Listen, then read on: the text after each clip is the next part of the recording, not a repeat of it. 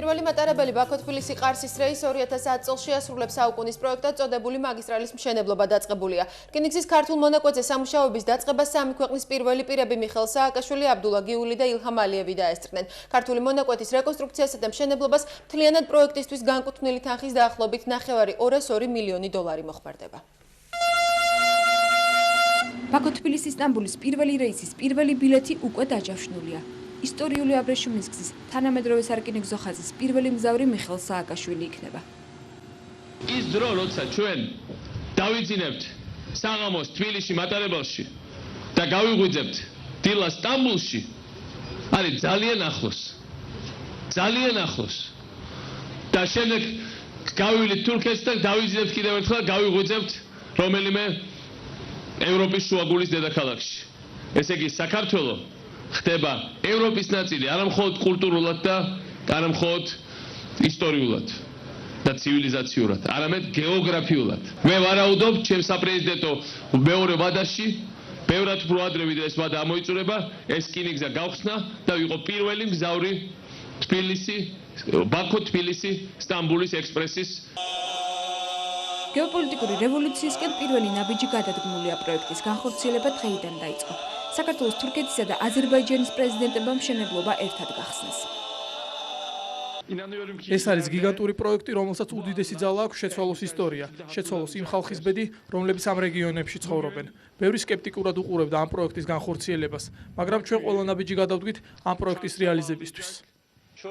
თურქეთი იყო პირველი, რომელიც ჩვენ დაგვეხმარა. დღეს კი შეიძლება ვთქვათ, რომ საქართველო და აზერბაიჯანი კიდევ უფრო ძლიერდებიან, აძლიერებენ თავიანთ დამოუკიდებლობას და ხდება ჩვენი ჩართვა მსოფლიოს ეკონომიკაში.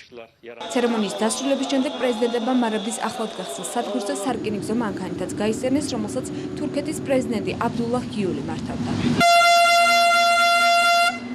ყარსი ახალქალაქის სარკინიგზო მონაკვეთი 220 კილომეტრიანია. პროექტის განხორციელება $422 მილიონი ჯდება. მშენებლობა ორ ეტაპად უნდა განხორციელდეს. ყარსი ახალქალაქის 98 კილომეტრიანი სარკინიგზო ხაზის მშენებლობა, რომლის 29 კილომეტრით საქართველოს ტერიტორიაზე გაივლის და ახალქალაქი თბილისის მაგისტრალის რეკონსტრუქცია. გამოვლენილია გამარჯვებული კომპანია, აზერბაიჯანის სამშენებლო კომპანია აზერინშაფტ სერვისი. 2009 წლის 1 ოქტომბერს უნდა დამთავრდეს ეს ეტაპი მშენებლობის. ეს არის ახალქალაქი კარწახის მონაკვეთი 25 კილომეტრი თავისი გვირაბით. გათვლებით რომელიც არის ჩვენ პირველ წელს ვიწყებთ დაახლოებით 1,5 მილიონიდან 2 მილიონამდე ტონით და დაახლოებით 7-8 წელიწადში გავდივართ 15 მილიონ ტონაზე, რაც საკმაოდ კარგი მაჩვენებელია ამ მონაკვეთისთვის. ახალ რკინიგზას სატვირთო და სამგზავრო ფუნქცია ექნება. ის უდიდეს როლს შეასრულებს საქართველოს როგორც გეოპოლიტიკური, ასევე ეკონომიკური განვითარებისთვის. თანამედროვე აბრეშუმის გზის მეშვეობით საქართველო ფაქტობრივად იქცევა ხიდად იმ ქვეყნებისთვის, რომელთაც ზღვაზე გასასვლელი არ აქვთ. სატრანზიტო კორიდორი ერთმანეთთან ევროპის და ცენტრალური აზიის ქვეყნებს დააკავშირებს. საქართველო არის ქვეყანა, რომელიც არის ფაქტურად კარიბჭე 7 ასე ვთქვათ, ქვეყნისათვის, რომელსაც არ აქვს გასასვლელი ზღვაზე, ცენტრალურ აზიაში და ჩვენს კავკასიის რეგიონში.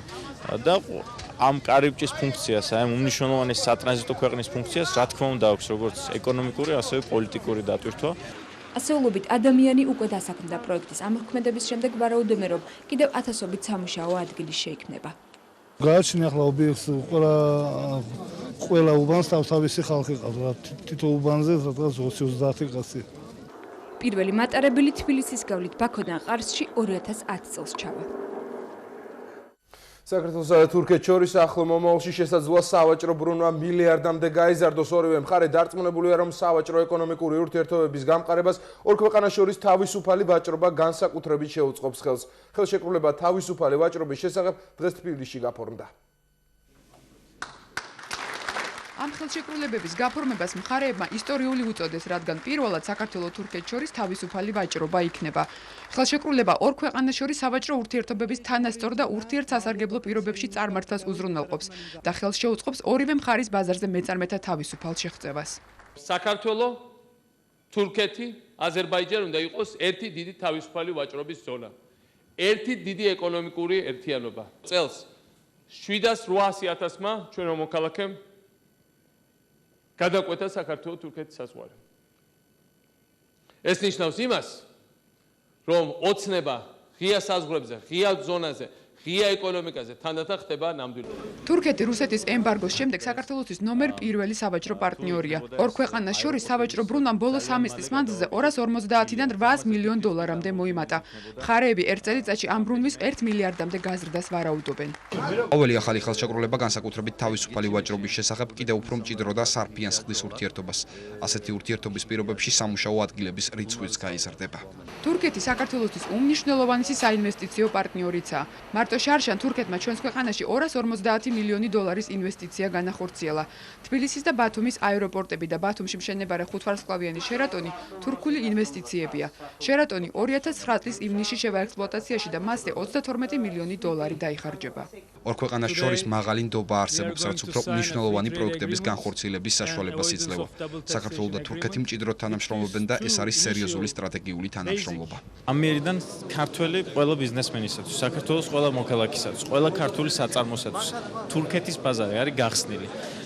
ნებისმიერი ქართული პროდუქცია თურქეთის ბაზარში შევა ყოველგვარი დამბეგვრის გარეშე. დღეს გაფორმებული კიდევ ერთი ხელშეკრულების მიხედვით გაუქმდა საბაჟო გადასახადები ზოგიერთ პროდუქტებზე. ამ ხელშეკრულებით თურქეთში მოქმედი მაღალი საბაჟო და საგადასახადო ტარიფებიდან გამომდინარე გაიზრდება ქართული და განსაკუთრებით სასოფლო-სამეურნეო პროდუქციის ექსპორტი. ის დაინტერესებული მხარეები, რომლებიც ცდილობდნენ დაემყარებინათ ქართული ღვინის იმპორტი თურქეთში, ახლა გაცილებით უფრო მეტი ინტერესით, გაცილებით უფრო მეტი მოგების მარჟით იქნებიან ჩართული ამ საქმეში. Iki პროდუქტები იქიდან აქ მოვალ და აქიდან თურქეთში მივალ არაფერი გადასახდელი არ იქნება. თურქულ-ქართულ ბიზნეს ფორუმზე ორივე ქვეყნის პრეზიდენტებმა ხაზგასმით აღნიშნეს, რომ ხელი უნდა შეუწყონ თავისუფალი სავაჭრო ურთიერთობების მთელი შავიზღვისპირეთის და სამხრეთ კავკასიის რეგიონში განვითარებას. ეკონომიკურ თანამშრომლობაზე დღეს თურქეთისა და საქართველოს პრეზიდენტები ერთობლივ ბრიფინგზე საუბრობდნენ. ქეთი ქარდავა საუბრობს დეტალებით პირდაპირ ეთერში საღამოშვიდობის. ქეთი, როგორ აფასებენ პრეზიდენტები შემაჯამებელ პრესკონფერენციაზე ორ ქვეყანას შორის, როგორც ეკონომიკურ, ასევე პოლიტიკურ თანამშრომლობას? რა თქმა უნდა, პირველი თემა, რომელზეც ორივე პრეზიდენტი დღეს შემაჯამებელ პრესკონფერენციაზე საუბრობდა, იყო ეკონომიკური თანამშრომლობა. პრეზიდენტი დღეს ამბობდა მიხეილ სააკაშვილი, რომ 2006 წლიდან სავაჭრო ბრუნვა ორ ქვეყანას შორის არის გაორმაგებული. ესეც ნიშნავს, რომ ორ ქვეყანას შორის დღითი დღედ თანამშრომლობა და ურთიერთობა ახალ ფაზაში გადადის. ასევე პრეზიდენტმა დღეს ისიც აღნიშნა, რომ იმ დროს, როდესაც რუსეთმა დააწესა ემბარგო და თქვა უარი ქართულ პროდუქციის გატანაზე რუსეთში, ზუსტად ამ პერიოდს დაემთხვა თურქეთის მხრიდან უვიზო რეჟიმის შემოღება საქართველოსთან და უკვე წელს წლევანდელი წლის მონაცემების 800,000 ადამიანმა გადაკვეთა თურქეთის საზღვარი. რა თქმა უნდა, შემაჯამებელ პრესკონფერენციაზე გაკეთა ორივე პრეზიდენტის მხრიდან პოლიტიკური განცხადებებით, საუბარი იყო აფხაზეთზეც და სამხრეთ ოსეთზეც. თურქეთის პრეზიდენტმა დღეს კიდევ ერთხელ დაადასტურა, რომ ის მხარს უჭერს საქართველოს ტერიტორიულ მთლიანობას, აღიარებს ტერიტორიულ მთლიანობას და მხარს უჭერს იმ გეგმას, რომლითაც საქართველოს ხელისუფლება აპირებს ამ ორივე კონფლიქტის გადაჭრას. და კიდევ ერთი საინტერესო დეტალი დღეს პრესკონფერენციაზე ცნობილი გახდა, რომ რამდენიმე დღეში აფხაზეთის დე-ფაქტო პრეზიდენტი სერგეი ბაღავში აპირებდა ვიზიტს თურქეთში. ეს უნდა ყოფილიყო ოფიციალური ვიზიტი და ამ ვიზიტის დროს ბაღავშს ექნებოდა სტატუსი როგორც აფხაზეთის პრეზიდენტი და ამ ვიზიტზე თურქეთმა მას უარი უთხრა. დღეს თურქეთის პრეზიდენტი პრესკონფერენციაზე საუბრობდა, რომ ეს იყო მისი მთავრობის გადაწყვეტილება და თურქეთის ხელისუფლებას არ სურს იმ პოზიციის შეცვლა, რომელიც დაფიქსირებული აქვს აფხაზეთთან და სამხრეთ ოსეთთან დაკავშირებით.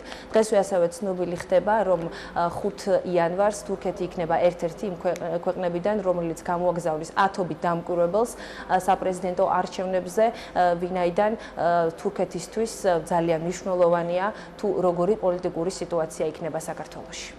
ჩვენ ძალიან მადლობელი ვართ და ძალიან ვაფასებთ, რომ თურქეთის მთავრობამ გამოაქვეყნა ოფიციალური გაფრთხილება, რომ არ უნდა მოხდეს უკანონო ინვესტიციების ჩადება და ქონების უკანონო შეძენა აფხაზეთში, სადაც განხორციელდა საიდანაც მოსახლეობა არ განდევნილი და ამიტომ მათი ქონება უკანონოდ არავინ არ უნდა შეიძინოს. ეს არის ნამდვილი მეგობრის და იმ ქვეყნის საქციელი, რომელიც პატივისცემს საერთაშორისო სამართალს, საერთაშორისო ცივილიზებული მოქცევის ნორმებს და რომელსაც უნდა კონფლიქტების მშვიდობიანი გადაწყვეტა.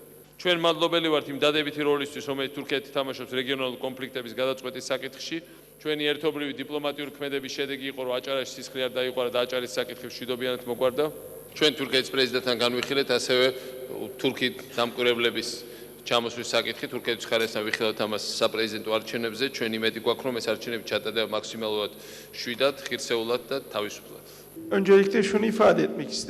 კავკასიაში მშვიდობა და სტაბილურობა თურქეთისთვის უმნიშვნელოვანესი საკითხია. კიდევ ერთხელ ხაზი მინდა გავუსვა, რომ თურქეთი მხარს უჭერს საქართველოს ტერიტორიულ მთლიანობას. სურს და ყველანაირად დაგეხმარებათ, რომ აფხაზეთისა და სამხრეთ ოსეთის პრობლემა მოგვარდეს მშვიდობიანი გზით.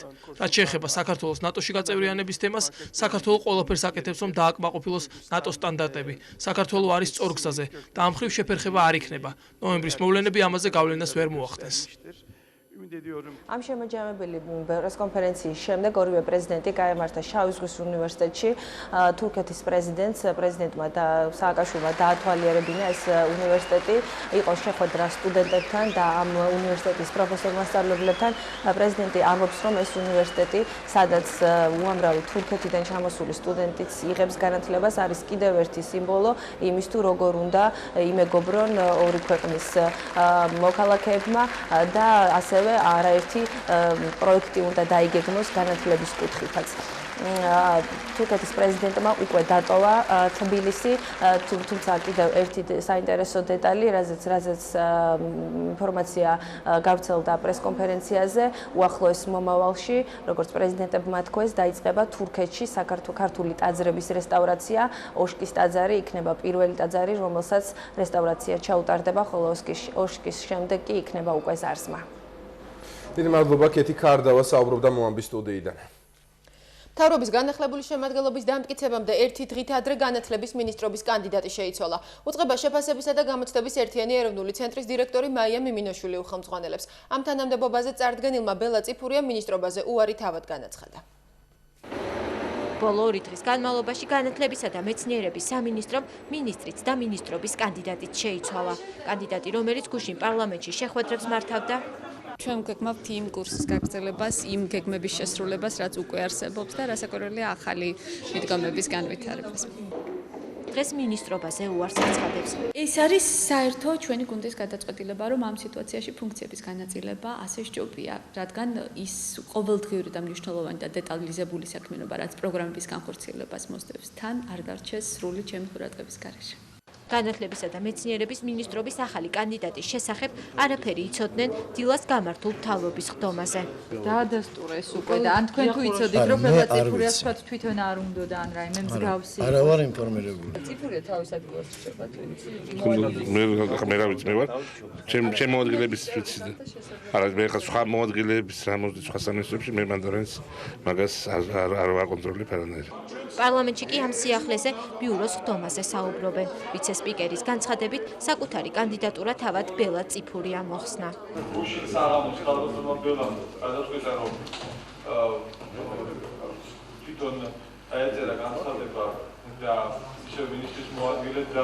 შიში გარკვეულწილად უნდა გქონდეს დიდი ტვირთისადმი და ქალბატონ ბელას თუ ასეთი შიში აღმოაჩნდა, ეს მხოლოდ კეთილშობილური საქციელია. დღის მეორე ნახევარში პარლამენტში ყოფილი და მომავალი მინისტრები ერთად მიდიან. განათლებისა და მეცნიერების მინისტრობის ახალი კანდიდატი გამოცდების ეროვნული ცენტრის დირექტორი, ალექსანდრე ლომაიას გუნდის წევრი მაია მიმინოშვილია. პრეზიდენტმა ჩვენი რეკომენდაციით წარმოადგინა ასევე ჩვენი გუნდის წევრი ქალბატონ მაია მიმინოშვილის კანდიდატურა. ახლა შეგახსენებთ, რომ კარგად მოგეხსენებათ, უბრალოდ ეს სწორედ ის პიროვნება, ვის სახელსაც უკავშირდება ჩვენს ქვეყანაში ერთიანი ეროვნული გამოცდების ჩატარება. ულუდნელი ნამდვილად იყო გუშინ საღამოს შევიტყვი ამის შესახებ. თქვენ იცით, რომ ის საქმე, რასაც მე ვაკეთებ ჩემთვის, ნამდვილად ძალიან მნიშვნელოვანია. მომავალი განათლების მინისტრი პროფესიით მათემატიკოსი 47 წლის მაია მიმინოშვილი იქნება. ტექნიკური უნივერსიტეტის კათედრის გამგის შემდეგ ის გამოცდების ეროვნული ცენტრის დირექტორი ხდება. მიმინოშვილი ერთ-ერთ ყველაზე წარმატებულ და მტკივნეულ რეფორმას კურირებდა. ერთიანი ეროვნული გამოცდები უკვე 3 წელია, რაც სტარდება. გამოცდების შედეგად უმაღლეს სასწავლებლებში 52,000-მდე სტუდენტი ჩაირიცხა. სავარაუდოდ ახალ მინისტრ პარლამენტი რიგ გარეშე ხდომაზე ხვალ დაამტკიცებს. თავრობის განახლებულ შემადგენლობას პარლამენტი ნდობას ხვალ გამოუცხადებს ფრაქციებსა და კომიტეტებში განსხილვები დასრულებულია ოპოზიცია ხვალინდელ სხდომას არ დაესწრება მრეწველებს პრეტენზია 2008 წლის ბიუჯეტთან დაკავშირებით აქვს პრემიერ-მინისტრობის კანდიდატმა გადაწყვიტა 2008 წლის ბიუჯეტი სოციალური მიმართულებით დახვეწოს რასაც დრო დასჭირდება ამიტომ ბიუროზე გადაწყდა რომ მომავალი წლის ბიუჯეტის განხილვა 2 კვირით გადაიდება ბიუჯეტის საკითხი გადაიდო, იმიტომ რომ სხვადასხვა ხედვა აქვს პრემიერს და იმ მთავრობას, რომელიც მას დახვდა, ამიტომ ვიზახდით სწორედ უნდა შეეცვალა და განსაკუთრებით ბენდუკიძეზე გვაქვს გამახვილებული ყურადღება, რა თქმა უნდა. არანაირ შეუთანხმოებასთან ადგილი არ აქვს, უბრალოდ მე ვფიქრობ, რომ ახალ პრემიერ-მინისტრს ბუნებრივი აქვს გარკვეული ხედვები მომავალი წლის ბიუჯეტთან დაკავშირებით, იქვე დეფიციტის შემცირებასთან დაკავშირებით, გარკვეული სოციალური ხარჯების გაზრდის კუთხით, ამიტომ მან დამატებით მოითხოვა 10 დღე 2 კვირა სრულად ბუნებრივია ეს. ესეთი რთული პერიოდი დაგვიდგა, რომ 2007 წლის ბიუჯეტის ეს მიმდინარე კორექტირება, 2008 წლის ბიუჯეტზე მუშაობა, ეს ყველაფერი ადრეულად კეთდება, ცეიტნოტის პირობებში, მაგრამ რა ვქნა. შემოსავლების სამსახური ბორჯომს ამოწმებს მინისა და მინერალური წყლების კომპანიის ოფისებიდან ფინანსური დოკუმენტაცია ამოღებული. ხელმძღვანელობა კომენტარს არ აკეთებს, თუმცა კომპანიის დაინტერესებას აპროტესტებს ბადრი პატარკაციშვილი, რომელსაც სალფორდის საინვესტიციო ფონდი ეკუთვნის. თავის მხრივ ბორჯომის აქციათა საკონტროლო პაკეტი კი სწორედ სალფორდის საკუთრებაა. სამართალდამცავები მინისა და მინერალური წყლების კომპანიის სათაო და სადისტრიბუციო ოფისებში და ბორჯომის მოქმედ ქარხნებში ერთდროულად შევიდნენ. ფინანსურმა და საგადასახადო სამსახურებმა კომპანიის ფინანსური დოკუმენტაცია ამოიღეს. არანაირი დაკითხვა არ ყოფილა ამას სასახადო ადასტურებს, რაც სამართლებრივ ხარისხს შეეხება. გუშინ იყვნენ კომპანიის სათაო ოფისში და აბსოლუტურად ყველაფერი მოხდა კანონის ფარგლებში დოკუმენტების ამოღება. არანაირი სხვა ფაქტი ჩვენ ჯერჯერობით არ აგვაქვს. რა დარღვევებს ედავებიან სამართალდამცავები ბორჯომს ჯერჯერობით უცნობია, არც ფინანსური პოლიცია და არც კომპანიის ხელმძღვანელობა კომენტარს არ აკეთებენ. პრესსამსახურის ინფორმაციით შემოწმება გეგმიური იყო. კომპანია ბორჯომის საკითხს ღიად ტოვებს ფინანსთა მინისტრიც. ჯერჯერობით ბერადარი კომენტარს მაგაზე ვერ გავაკეთებ. ბორჯომის ოფიციალურ ვებგვერდზე მითითებულია, რომ კომპანიის აქციათა საკონტროლო პაკეტი Selford Investment-ის საკუთრებაა. Selford-ი კი ბადრი პატარკაციშვილის საინვესტიციო ფონდია. დღეს პატარკაციშვილი მის კუთვნილ ობიექტზე სამართალდამცავების შესვლას აპროტესტებს და ხელისუფლებას მიმართვას უგზავნის. მას შემდეგ რაც ღიად გამოვხატეთ ჩემი შეხედულებები საქართველოში მიმდინარე მოვლენებთან დაკავშირებით, ხელისუფლება შტურმით იღებს ჩემს მფლობელობაში არსებულ ობიექტებს. გთხოვთ შემატყობინოთ, რომელ ობიექტზე აპირებთ შეჭრას, რათა ქვეყანაში კანონიერების აღდგენამდე უპრობლემოდ გადმოგაბაროთ ისინი. ცხადია დავიტოვებ უფლებას თითოეულ ფაქტზე საერთაშორისო სამართლის ყველა ნორმის შესაბამისად ვიდაო. არავის არ აწიოკებს პირველ რიგში მიმდინარეობს გამოძიება ჩვეულებრივად. აქ არიან ადგილზე შესაბამისი დირექტორები და ხელმძღვანელები იმ დაწესებულებების, რომლებიც ხდება შემოწმება, ამიტომ ხა არავის არ აქვს დიდი ხალისი, რომ პატარკაციშვილს ლონდონში უგზავნონ დეპეშები ამასთან დაკავშირებით. აქ არის შესაბამისი ხელმძღვანელობა, რომელიც გაცემს პასუხებს ყველაფერზე. ბორჯომის ქარხნები ამ დროისთვის დალუქული არ არის. საწარმოები დაბა ბორჯომში დღეს ჩვეულ რეჟიმში მუშაობდა. მინის და მინერალური წყლების კომპანიას ბორჯომის ჩამოსხმაზე 97 წლიდან ექსკლუზიური უფლება აქვს. კი, ვიყავით დილისმენი 8-დან 4-მდე და მივდივართ ახლა დილით. და მეორეს მანა არ იქნება? არ ვიცი. კომპანიაში ამბობენ, რომ განცხადებებს მოგვიანებით გააკეთებენ. მანამდე კი კომპანიის ხელმძღვანელობა ადვოკატებთან კონსულტაციებს გადის. ოპოზიცია წინასაარჩევნო მარათონში აქტიურად ერთვება, სანამ ოფიციალურ კანდიდატებად დარეგისტრირდებიან პრეზიდენტობის მსურველი ოპოზიციონერები საკუთარ გეგმებს დიპლომატებს აცნობენ. შალვა ნათელაშვილი თავის მოთხოვნებზე ჯონ ტეფთან, ლევან გაჩეჩილაძე კი რია ნოვოსის ოფისში რუს ჟურნალისტებთან საუბრობს, თუმცა ოპოზიციური გაერთიანების კანდიდატმა შეხვედრაზე ქართული ტელეკომპანიების წარმომადგენლების დასწრება არ ისურვა. ჯერ მთავარი ამოცანა იქნება, რომ დაუნიშნო ესეთი თავისუფალი საპარლამენტო არჩევნები. ლევან გაჩეჩილაძე საპრეზიდენტო გეგმებს დღეს მხოლოდ რუსული ტელეკომპანიების ჟურნალისტები ისმენდნენ. ეროვნული საბჭოს კანდიდატმა რია ნოვოსტის ოფისში ტელეხიდის გადასაღებად მისული ქართული ტელევიზიები არ შეუშვა. ბოიკოტის მიზეზი კი მათ რუს კოლეგებთან განმარტა. არის საქართველოში რამოდენიმე ტელეარხი, რომელიც სიმართლეს მალავს და მოსახლეობაში ავრცელებს დეზინფორმაციას. იმ დროს, როდესაც ჟურნალისტების მთავარი ამოცანა რომ გამოიძიონ რა მოხდა 7 ნოემბერს, 24 საათი მიმდინარეობს სააკაშვილის წინასაარჩევნო კამპანია. ქართული პრესის გარდა რუსული მედიის წარმომადგენლებთან გაჩეჩილაძემ დღეს პრეზიდენტი, მთავრობა და სასამართლოც გააკრიტიკა. ასევე ვრცლად განმარტა თავისი საპრეზიდენტო გეგმები, რომელთა მთავარ პრიორიტეტებად მცირე და საშუალო ბიზნესის მხარდაჭერა, კონსტიტუციური წყობის შეცვლა და დსთ-დან გასვლა დაასახელა. როდესაც ესენგი დაფიქრდება იმაზე, რომ ააშენოს თავისუფალი ქვეყნები, მე შეიძლება ისევ დავამბობ. ჩვენ ვივწვით იმისთვის, რომ ჩვენთან ნებისმიერი ქართველი და საქართველოს მოქალაქე იყოს აბსოლუტურად თავისუფალი. მოსკოვიდან დასმულ შეკითხვებს ეროვნული საბჭოს კანდიდატი თითქმის 1 საათის განმავლობაში პასუხობდა. რიყეზე მისივე მხარდასაჭერი აქციის გასაშუქებლად შეკრებილ ქართულ ჟურნალისტებთან საუბარი კი კიდევ ერთხელ არის სურვა.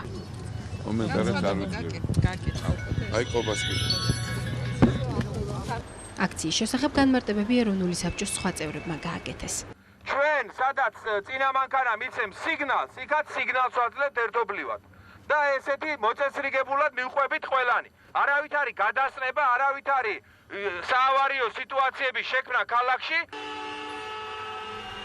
რამდენიმე ათეული ავტომობილი დროშებითა და სიგნალებით რიყიდან სამგორისა და გლდანის მიმართულებით 2 საათზე დაიძრა. ეს როგორც ეროვნული საბჭოს წარმომადგენლებმა განმარტეს 25 ნოემბერს დაგეგმილი მანიფესტაციის ერთგვარი რეპეტიცია იყო.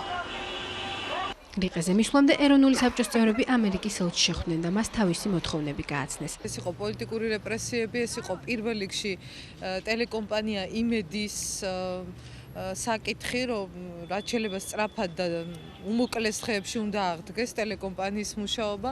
დაახლოებით იგივე თემებზე საუბრობდა ამერიკის ელჩთან პრეზიდენტობის კიდევ ერთი მსურველი, თუმცა შალვა ნათელაშვილმა ჯონ ტეფს პირადად მისი ლიკვიდაციის გეგმაც გააცნო. 7 ნოემბრის შემდგომ მიხეილ სააკაშვილმა მომიგზავნა 1000 კაციანი ტერორისტული ჯგუფის სალიკვიდაციოდ და მინიმუმ განსაზღვრული ჰქონდა 20 წლით ჩემი ციხეში გამოკეტვა. მომავალი კონკურენტისგან განსხვავებით შალვა ნათელაშვილი ჟურნალისტებთან საკმაოდ დიდხანს საუბრობდა. შრომის პარტიის ლიდერმა თავისი ავტომობილით სარგებლობად შემოგთავაზა, თუმცა მცირედი განმარტებით. მერცედესი ჩემი არ გიგონოთ მეგობრისა. პრეზიდენტობის სხვა მსურველები დღეს არ აქტიურობდნენ. საკუთარი სტრატეგიებისა და პროგრამების წარმოდგენას ისინი ოფიციალურად დარეგისტრირების შემდეგ იკვლევენ.